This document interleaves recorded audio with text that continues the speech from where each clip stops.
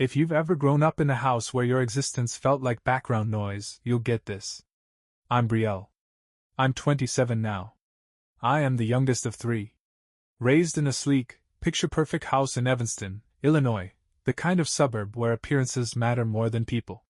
To the outside world, the Thatchers were that family. Successful, social, always attending fundraisers or being featured in those little lifestyle columns nobody actually reads. My parents were charming, wealthy, and constantly orbiting around my two older brothers, Jeremy and Cole. And me?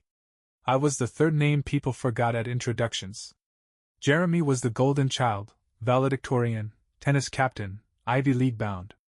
Cole was the charming wild card, varsity everything, always surrounded by noise and laughter and invitations. I was just present. I blended into the wallpaper so well that I started to believe I was part of the house more than the family. One of my earliest memories that burned this into me happened when I was 10. School let out early because of a storm. One by one, every kid got picked up. My name stayed on the checkout list until only I was left, soaked through my sweater, watching puddles grow darker by the minute. The janitor walked me outside and asked if anyone was coming. I lied and said yes. But I ended up walking home. 3 miles. Through sideways rain. No umbrella, no phone. When I finally made it back, shivering and dripping onto the hardwood, my mom barely looked up from the couch. Just said, "Oh, you're back? Dinner's in the fridge." That moment was the blueprint. Because it didn't stop there. Missed pickups. Skipped birthdays. Comments like, "We didn't think you'd mind." Or, "You're so independent, we just assumed." Even when I made the honor roll, no one blinked. Jeremy got a car. Cole got an elaborate graduation party. I got silence. It wasn't loud neglect. It was the kind that's so consistent, so quiet, you start to wonder if you were invisible. By high school, I'd stopped trying. I poured everything into grades, clubs, scholarships, things that didn't rely on anyone showing up. I got into the University of Washington with a full ride and told them 2 weeks before move-in day. They didn't offer help. Not a dime. Jeremy had a new SUV. Cole's dorm was stocked like a boutique. Me? I left with a suitcase and a $200 Target gift card from a friend's mom who knew how things were. And honestly, that was the first time I felt free. Scared. But free. Because if they could ignore me when I was under their roof, I could ignore them once I left it. College felt like breathing air I didn't know I'd been missing. No one there cared who my brothers were. No one started sentences with, "Oh, are you related to?" I was just Brielle. And for the first time in my life, that was enough. I lived off campus in a beat-up walk-up with water stains on the ceiling and a front door that stuck in the winter. I worked 2 part-time jobs, ate ramen like it was gourmet, and studied like my life depended on it. Because in a way, it did. I wasn't trying to prove anything to my family. I just wanted a life. A life that didn't require anyone's approval to feel valid. I majored in sociology and minored in design. It made sense. I was obsessed with how systems shape people and how design shapes perception. Maybe that's what growing up invisible does to you. You want to understand what makes people seen. My therapist, yes, I finally got one during sophomore year, called it survival intelligence. I called it being tired of disappearing in plain sight. And things got better. Slowly. Genuinely. I made real friends. People who remembered my birthday without needing a Facebook reminder.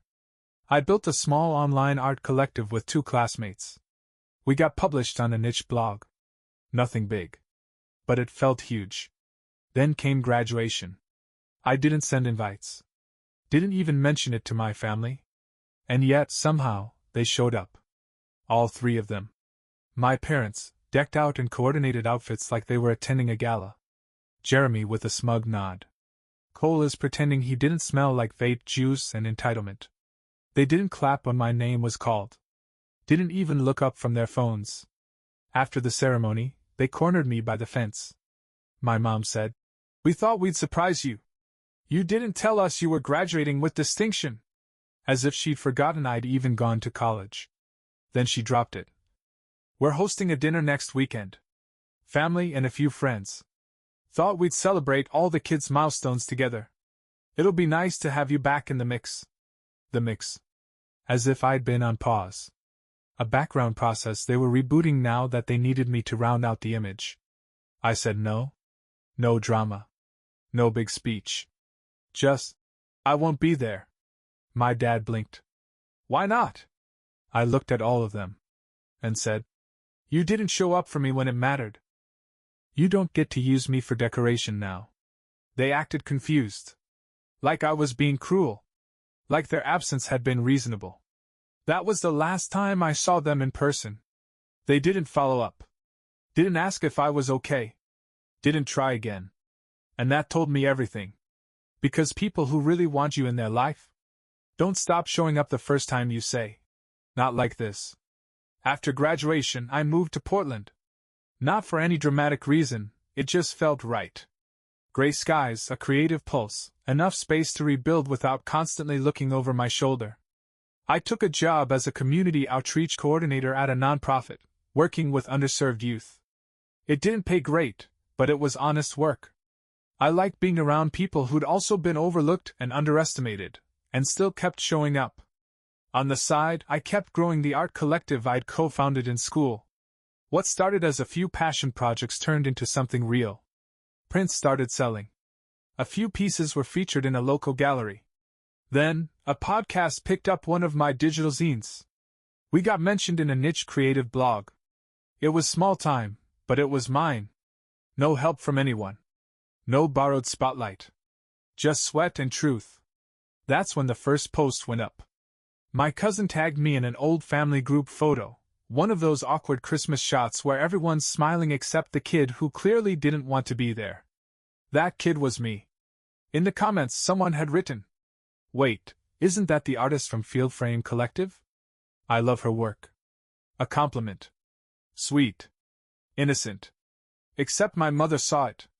And suddenly she was on Instagram again. Posting pictures. Captions like, "So proud of our brilliant daughter, Brielle, and all she's accomplished through the arts. We always knew she'd do amazing things. Always knew." As if she'd spent a single second supporting it. There was even a photo I hadn't seen in years, me at 10, holding a sketchbook with half my face cropped out. No context. Just filtered nostalgia. I stared at the post for 5 full minutes. It wasn't just fake. It was strategic. She wasn't celebrating me. She was claiming me. She attached herself to my work, my story, my image, like I'd been a seed she lovingly watered instead of a ghost who learned to bloom in concrete. I didn't comment. Didn't DM her. Instead, I quietly updated the bio on my site. Raised by silence. Built by choice. I removed my last name from the collective's website. Rebranded our team page using first names only. Not to hide but to protect.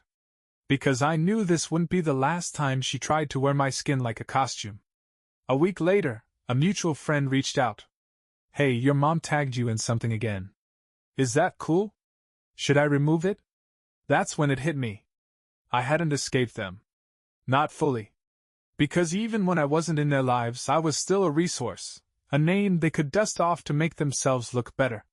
And that was the next thing I had to erase. I didn't want drama. I wanted distance. But when you've spent your whole life being minimized, distance doesn't mean just moving away. It means removing access. So I made a list. Simple. Quiet. Clinical. Everything they still had control over: names, legal connections, documents, mutual ties. I started with my last name. Dropped it. Legally. Went to the courthouse with papers already filled out and left 2 hours later with a new ID that no longer tied me to the people who treated me like I was rented space in their lives. I chose a name that felt like mine. Not a borrowed brand. Not a family heirloom. Next, I got a new phone number. New email. Locked down every social platform. 2-factor authentication. Unfollowed, blocked, muted. Every trace of them scrubbed from my digital world. It wasn't about hiding. It was about claiming. Because they'd spent decades pretending I wasn't part of the family, until being part of the family made them look good. They wanted to harvest the fruits of a tree they never watered. So I uprooted it. The final straw was a blog post. A local magazine interviewed up-and-coming creatives. I gave a quote about growing up overlooked. Nothing specific. No names. Just, sometimes the people closest to you pretend you don't exist until they can use your story as decoration. It hit a nerve. My mother emailed me the next day. Subject line: disappointed. She said I was rewriting history. That it was hurtful to air family matters in public. She said, we were always there. You just kept your distance. I read it twice. Then I archived it. Because here's the truth. They weren't disappointed in me. They were disappointed that their version of me wasn't the one the world saw. I met with a lawyer. Asked what my rights were regarding personal image, story usage, and public association. She helped me draft a cease and desist letter. Professional. Direct. It stated that neither of my parents had the right to use my name, photo, or likeness for public representation, personal branding, or media without my consent. I sent it. Certified mail. They never replied. But the post stopped. And for the first time since childhood, I didn't feel like I had to check over my shoulder before sharing my work. That kind of peace? It doesn't come with closure. It comes with control. It always starts the same way. A message from someone who says they're neutral. Someone who just wants to help. Someone who claims they're not picking sides, but somehow always land on the side of the people who hurt you. This time, it was Aunt Denise. My mom's older sister. The one who always wore too much perfume and said things like, "You girls are too sensitive these days," while watching you cry over your barely touched plate of holiday ham. I hadn't heard from her in 5 years. But there she was, popping up in my inbox like a pop quiz. "Hey, sweetie. I know things have been rocky between you and your folks, but your mother's been really upset lately. I think she's just confused. You've always been the artistic one. You feel things deeply. I think she just doesn't know how to connect with that. We're all family. Life's too short. Maybe it's time for a conversation?" A conversation. Like we'd simply lost touch. Like I hadn't been gaslit and ghosted through most of my childhood. Like I hadn't had to unlearn the belief that love meant being tolerated quietly. I didn't reply. She followed up 2 days later. "Not trying to meddle. But if your mom gets sick or something happens, I don't want you to regret not reconnecting. She asks about you all the time." That line. You'll regret it. It's the oldest tool in the guilt playbook. What they mean is, it'll make us feel better if you stop protecting your peace. But I've learned something about regret. I don't regret going no contact. I regret the years I spent hoping they'd change. On the birthdays, I waited for calls that never came. The milestones I kept small because I didn't want the silence to feel louder. The way I dimmed myself to stay digestible. That's the kind of regret I left behind. I finally replied. Short. Calm. Final. "I appreciate your concern, but I'm not interested in reconnecting. This isn't about a single disagreement, it's about a lifelong pattern. And I've healed too much to reopen those wounds just because someone else is uncomfortable. Please respect my decision. I hope you're well." She didn't reply. Not directly. But a week later, she posted a blurry old photo of me and my mom on Facebook with a caption that read, "Love your people while they're still around." Classic. No names. Just enough innuendo to draw sympathy. A public pity party where I'm the ghost in the corner, painted as the cruel daughter who abandoned a confused mother. But I didn't flinch. Didn't explain. Didn't correct the record. I don't know anyone my side of the story. I just want to make them comfortable with how it ends. The envelope arrived by mail. Cream-colored cardstock, thick and formal. My full name, my new name, printed on the front in gold-foiled cursive. Inside, an invitation. My parents were hosting a family celebration dinner. The reason? To honor the remarkable creative achievements of our daughter Brielle, and her journey as a rising leader in the arts. I blinked. Laughed. Because this wasn't an apology. This wasn't reconciliation. It was branding. They weren't celebrating me. They were trying to staple me back onto their narrative now that I had value, now that my name meant something in certain circles. There was even a note attached. "We'd love for you to speak for a few minutes at the dinner. Just something light.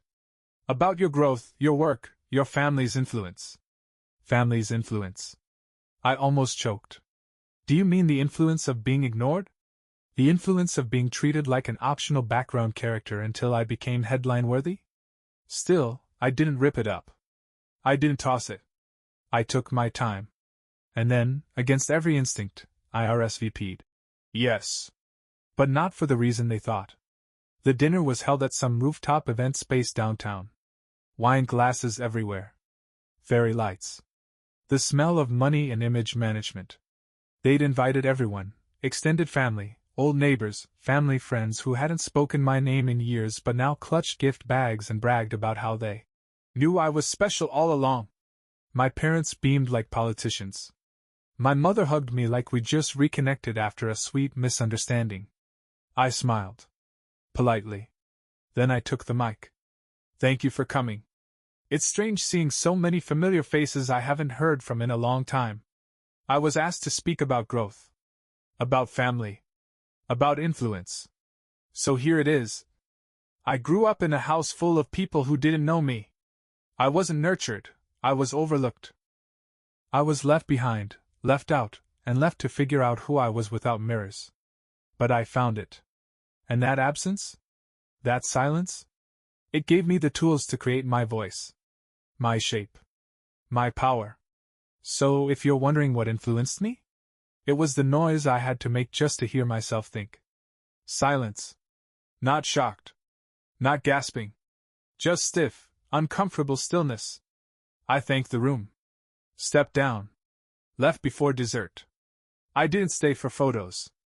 Didn't wave from the elevator. I just walked out. Because I'd finally said it. Not for revenge. Not for drama. But because of the version of me they kept trying to frame like a portrait on the wall. She never existed. This was the real one. And she didn't need to pose. I left that dinner expecting fallout. Not from my parents, they'd built their entire persona around selective amnesia. But from the orbiters. The extended relatives. The family friends. The people showed up for the hors d'oeuvres but not the hard years. I expected vague posts. Cold shoulders. Maybe a message or two disguised as concern. But what I didn't expect was an email from Uncle David. He's my dad's younger brother. Quiet, reserved, always floating at the edge of family functions with a drink in hand and a slightly dazed look, like he couldn't believe he'd ended up in the same room as these people. The subject line was simple. That was brave. Inside, just a few paragraphs. Brielle. I've watched your parents do this for years. You weren't imagining it. You weren't exaggerating.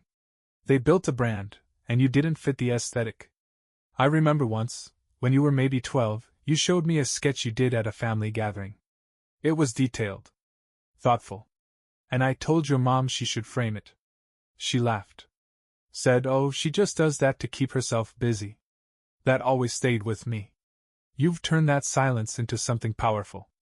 I just wanted to say I see you now. I wish I'd spoken sooner. I read it 3 times. Not because I needed proof. But because sometimes, even long after the damage is done, there's still something healing about hearing. You weren't the only one who saw it. I wrote back. Thank you. I never needed anyone to take sides. Just to be honest. And you were. He didn't say much after that. Just a thumbs up emoji and a sentence. If you're ever in Denver, coffee's on me. That night, I thought about all the years I'd wasted wondering if I was just difficult. Too sensitive. Too intense. Too invisible. But the truth is, some families will gaslight you into thinking your basic needs are excessive, because acknowledging your pain would mean acknowledging their part in it. That dinner speech wasn't just for me. It was for every kid who got left out of the slideshow until they won something shiny enough to be included again. And the moment I stepped off that stage, I stopped waiting for their approval entirely. I'd already approved myself. There was no big showdown. No teary-eyed apology. No dramatic apology call where they confessed how wrong they'd been and begged me to come home. And that was the point. Because I wasn't waiting for any of it anymore. I didn't need an apology to be whole. I didn't need closure to walk forward. I needed me. And finally, I had her. 6 months after the dinner, I was back in Portland, sketching designs for a community mural project downtown. The nonprofit I worked with had grown. So had our art collective. A national grant came through, and suddenly, we were scaling with purpose. People started asking me to speak. Not about trauma, but about agency. About what it means to take your story back after it's been edited by everyone else. One of those nights, I found myself standing in front of a group of teenagers at a youth center, most of them from families like mine. Not abusive. Just quietly dismissive. Casually cruel. I told them, "You're allowed to outgrow people who never saw you. You're allowed to protect your peace without offering a full PowerPoint on why. You don't have to stay small just to make someone else feel comfortable." They got it. Because they'd lived it. After the session, one of them, a quiet girl with chipped nail polish and a sketchbook tucked under her hoodie, pulled me aside and said, "It's weird hearing someone talk like that and not feel crazy." And just like that, I knew I'd done it. Not escaped. Transformed. I still get tagged sometimes. Old family friends. Distant cousins. People post childhood throwbacks with captions like, "Crazy how time flies." I ignore them. Not out of bitterness. But because I no longer feel the need to correct anyone's version of who I was. Mine is the only one that matters now. And when people ask if I'll ever reconnect, I say, I'm not disconnected. I just stopped reaching for a connection that never existed. There's a difference. And that's everything. Because I didn't cut them off. I just unhooked myself from the weight. And that, more than anything else, is how I finally became real.